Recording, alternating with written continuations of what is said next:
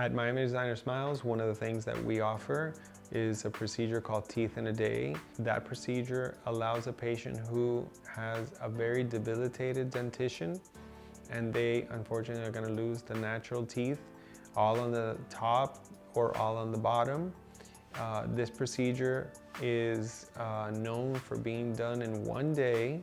Some patients say, but how is that possible that I can have my teeth in a day? And I say, well, if you have one dental implant, typically we don't recommend placing a crown on the same day because there isn't enough stability.